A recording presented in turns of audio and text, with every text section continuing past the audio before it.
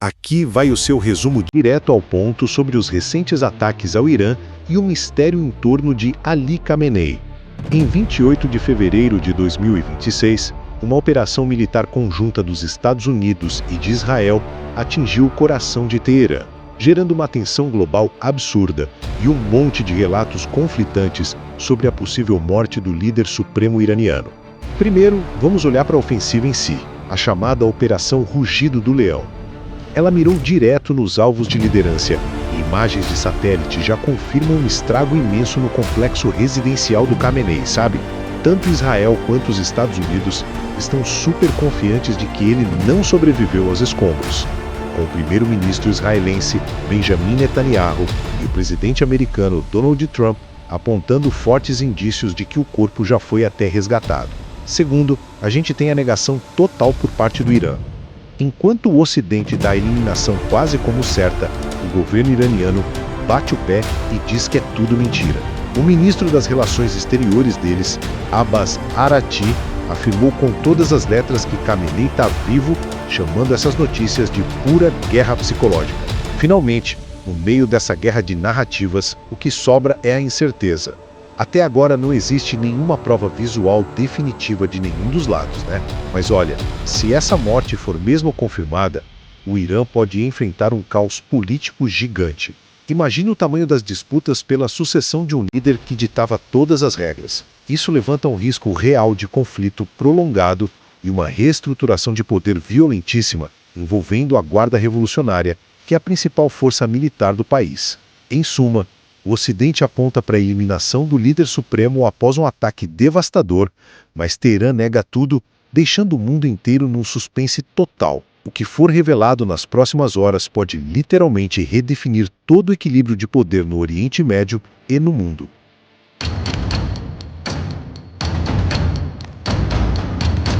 Certo, vamos desvendar isso. O cenário de hoje, 28 de fevereiro de 2026, é de extrema urgência. O mundo observa bem de perto e com muita atenção. Temos na mesa relatórios detalhados da CNN Brasil e despachos de diversas agências internacionais sobre a chamada Operação Rugido do Leão. Nossa missão nesse mergulho profundo de hoje é cruzar esses dados. Cruzar dados e analisar os relatos que, são completamente conflitantes sobre o paradeiro do líder supremo do Irã, Ali Khamenei. Exato.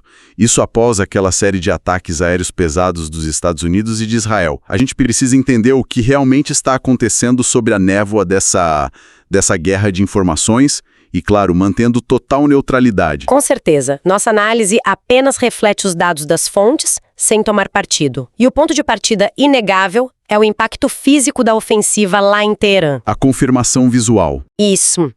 As análises de imagens de satélite confirmam danos estruturais muito severos ao complexo residencial do próprio líder supremo. A precisão dos ataques, então, não está em debate. Não, de forma alguma. Mas a partir da poeira desses escombros, a narrativa global se bifurca de um jeito bem drástico, sabe? Exigindo uma leitura super cuidadosa de quem controla cada versão da história. De um lado, temos o eixo ocidental projetando um sucesso estratégico absoluto. Agências de peso como Reuters, Washington Post e CBS que trouxeram a público relatos de autoridades israelenses.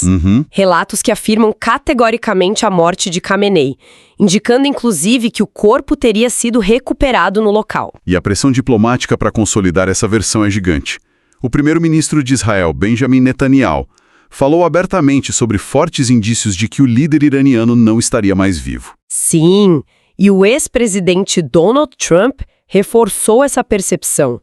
Numa entrevista à NBC News, ele validou a crença nesses relatos de fatalidade. O que estamos presenciando é uma tentativa de estabelecer o fim de uma era no Irã como um fato consumado. Mas olha, aqui é onde a coisa fica realmente interessante. Porque a resposta de Teherã introduz uma camada profunda de complexidade tática. O governo iraniano e veículos estatais... Como a agência Tasnim. Exatamente.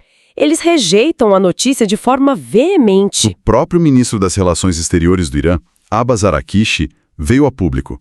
Ele classificou a narrativa de Washington e Tel Aviv como pura guerra psicológica. Afirmando que o líder supremo está a salvo. Bom, pelo menos até onde a chancelaria tem conhecimento, né? E o que é fascinante aqui é justamente o vazio absoluto de provas visuais definitivas, de ambos os lados da trincheira. Esse é o cerne do impasse. Israel e Estados Unidos não apresentaram imagens que comprovem a fatalidade. Mas o regime iraniano também falhou em produzir a prova mais elementar de sobrevivência em tempos de crise. Que seria um vídeo recente, talvez? Uma aparição pública, qualquer sinal de vida inquestionável de Khamenei após os bombardeios. É um blefe em escala global. E que mantém os mercados e a diplomacia em estado de alerta máximo. Então, o que tudo isso significa na prática? Os desdobramentos desse silêncio são colossais. A análise reportada pela CNN aponta que, se a ausência definitiva do líder for confirmada, o perigo de uma fragmentação total do Estado iraniano é iminente. É que não existe um herdeiro político óbvio. Nenhum. Com as divisões profundas que já existem na oposição interna e entre as diferentes alas do regime, o vácuo de poder imediato é um barril de pólvora. O que nos leva aos cenários drásticos debatidos por analistas de segurança. Um colapso do poder centralizado pode deflagrar um conflito interno prolongado ou novos levantes civis. Mas a hipótese geopolítica mais complexa levantada nas análises é outra. A de que os Estados Unidos poderiam tentar costurar um acordo de bastidores com a Guarda Revolucionária do Irã. E precisamos lembrar que a Guarda não é apenas uma força militar. De jeito nenhum. É uma estrutura colossal que controla vastos setores da economia e da política interna iraniana. Uma aliança temporária entre Washington e a Guarda Revolucionária para instalar um regime de transição. Uma manobra diplomática impensável há pouco tempo. Isso evidencia o quão desesperador é o medo de um Estado totalmente falido no Oriente Médio. Porque a estabilidade global exige previsibilidade. E um Irã fragmentado em mãos de facções descentralizadas é o pesadelo de qualquer estrategista ocidental ou oriental. É por isso que separar a tática de Estado dos fatos comprovados é o nosso maior desafio neste momento. Cada declaração oficial, de qualquer lado, está carregada de interesses. Interesses que vão muito além de simplesmente relatar a verdade. Exato. No meio dessa neblina de guerra em tempo real, onde a desinformação corre lado a lado com movimentações militares, manter o pensamento crítico é essencial para quem nos escuta não ser tragado por essas narrativas. Sem dúvida. A guerra psicológica também é travada na mente de quem acompanha as notícias. Nosso mergulho diário.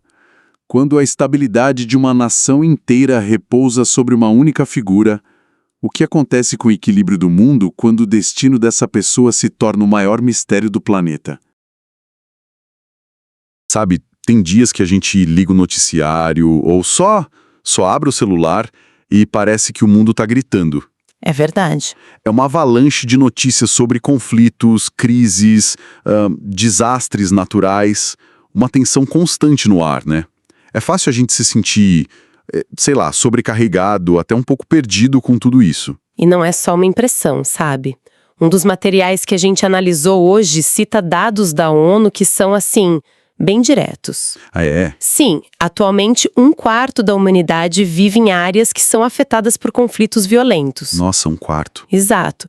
E isso significa que, para bilhões de pessoas, a instabilidade não é uma notícia distante, é a realidade do dia a dia. Pois é.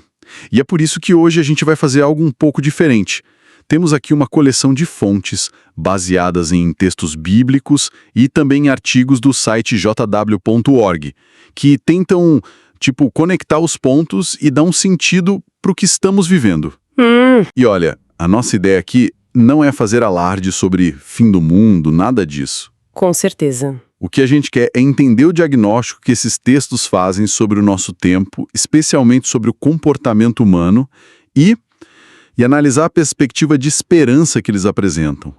Então, vamos mergulhar nisso. O ponto de partida dessas fontes é que a gente não deveria esperar um único evento espetacular, sabe? Tipo um filme de Hollywood. A ideia central é a de um sinal. Um sinal. Isso, mas um sinal composto. Pensa nisso como um quebra-cabeça. Uma peça sozinha não diz muita coisa, mas quando várias peças se encaixam, aí uma imagem clara começa a se formar. Gosto dessa analogia do quebra-cabeça. Então, quais seriam as primeiras peças que essas fontes nos pedem para observar? As mais óbvias, talvez. Exatamente. As mais visíveis, aquelas que dominam as manchetes. A fonte principal, o Evangelho de Mateus, no capítulo 24, versículo 7, menciona que nação se levantará contra nação e reino contra reino. Outro texto, em Lucas 21, acrescenta mais peças. Fala de falta de alimentos, grandes terremotos e pestilências. Pestilências. Que hoje a gente entende como epidemias ou pandemias se espalhando de um lugar para o outro, né? O interessante é que esses são eventos que, isoladamente, sempre aconteceram na história. Guerras, fome, doenças. Mas a análise aqui, então, é sobre a escala e a simultaneidade. É isso que forma o tal do sinal. Precisamente.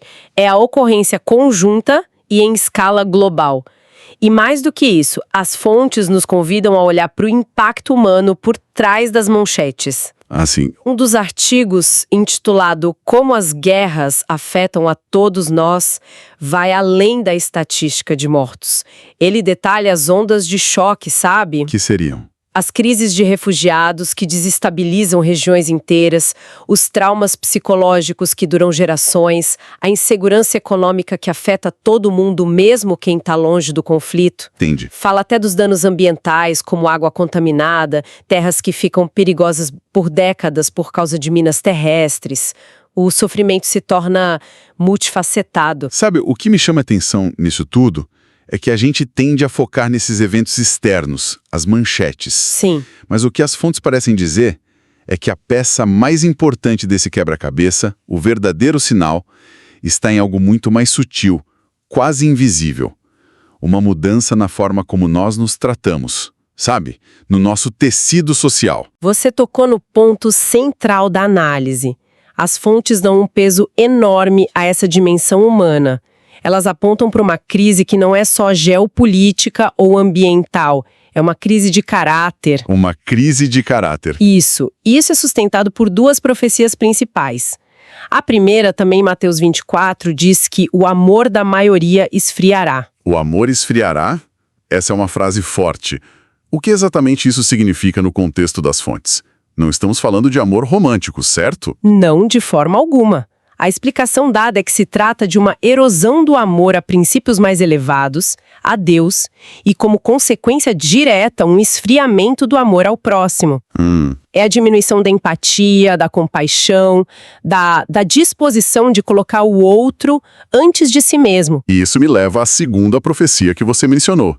Imagino que ela detalhe como esse esfriamento se parece na prática. Exatamente.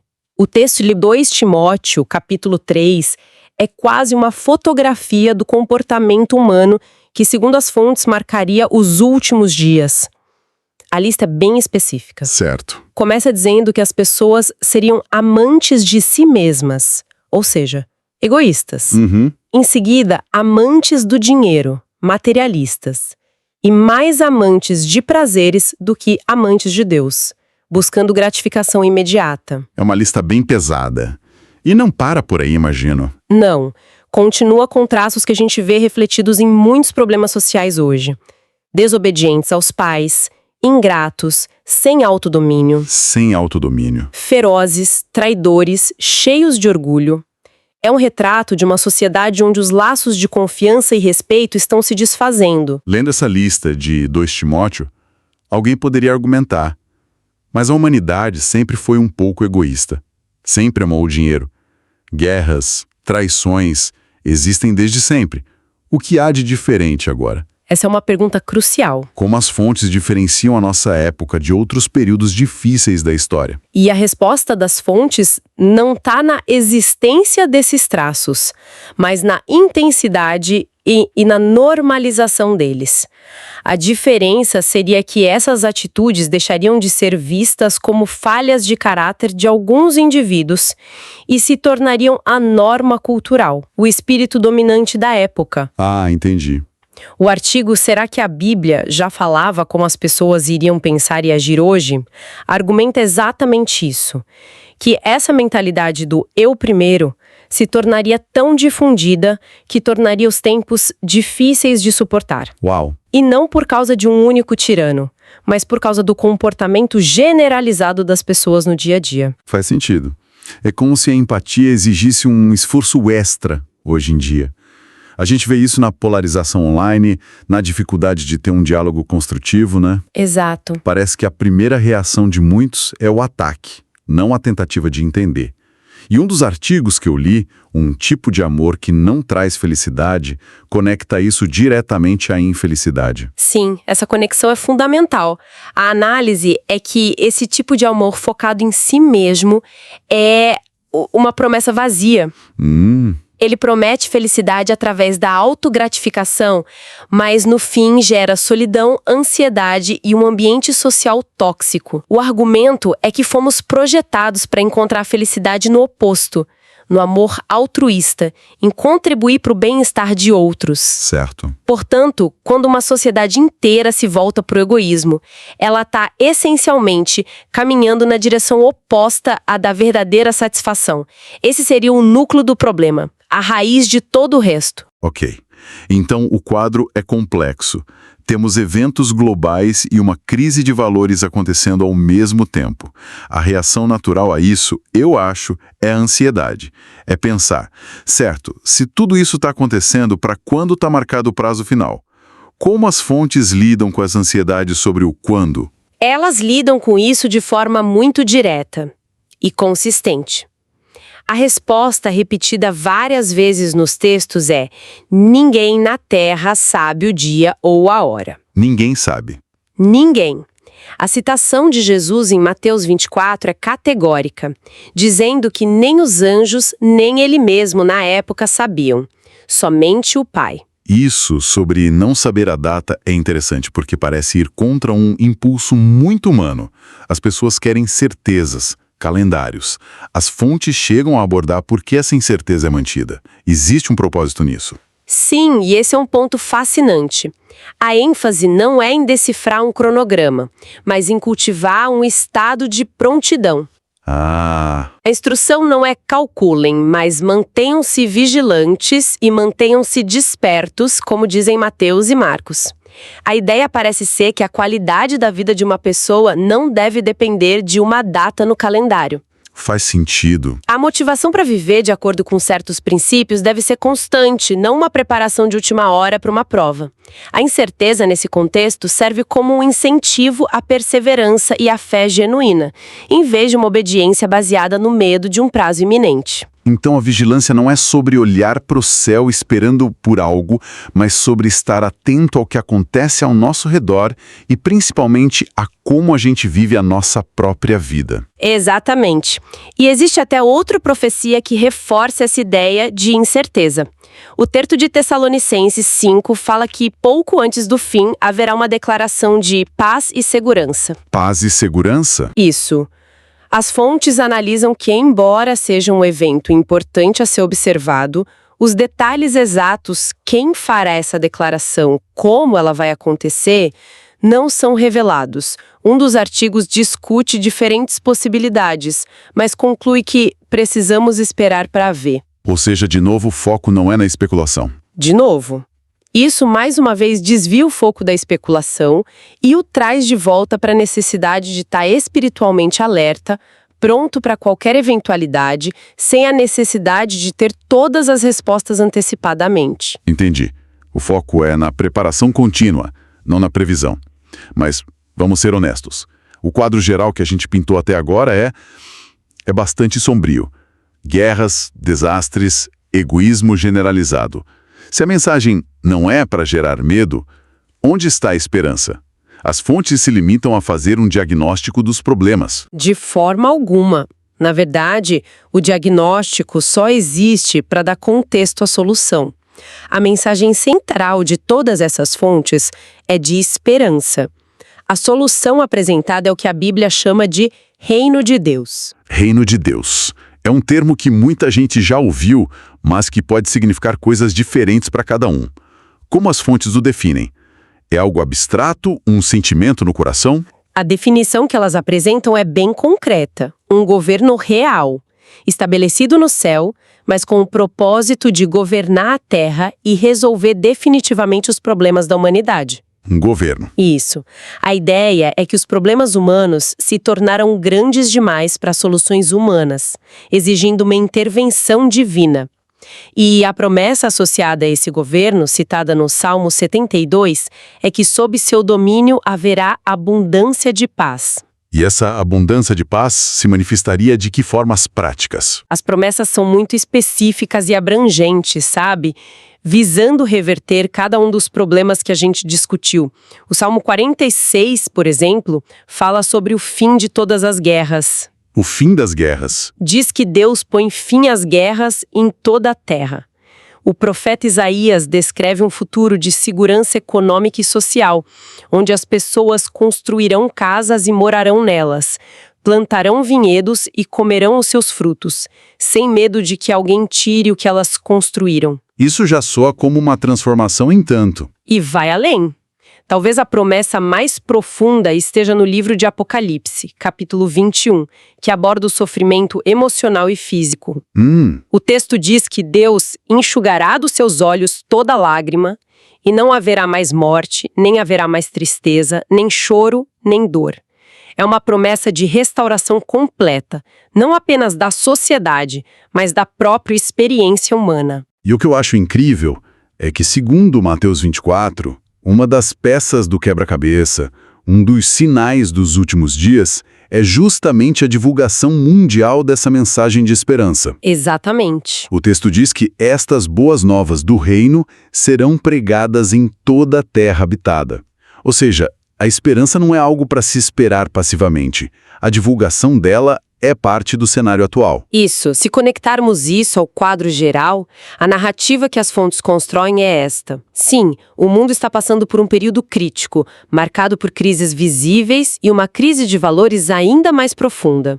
Mas, ao mesmo tempo, nunca antes na história a mensagem sobre essa solução divina foi tão amplamente divulgada. A descrição dos problemas serve, então, como um pano de fundo que dá urgência e relevância à mensagem de esperança. Não é sobre focar na escuridão, mas sobre entender por que a luz prometida é tão necessária. Então, para amarrar nossa conversa, o que extraímos dessas fontes é a ideia de um sinal com múltiplas facetas. Ele não é apenas o que vemos nas notícias, guerras, doenças, terremotos, mas, de forma ainda mais significativa, é uma mudança interna na humanidade, um esfriamento do amor. Isso, que se manifesta como egoísmo e materialismo. Exato. E, ao mesmo tempo, a incerteza sobre o quando não é um convite à ansiedade, mas sim um chamado à vigilância constante, a uma vida consciente. Perfeito. A narrativa geral não é de medo, mas de conscientização.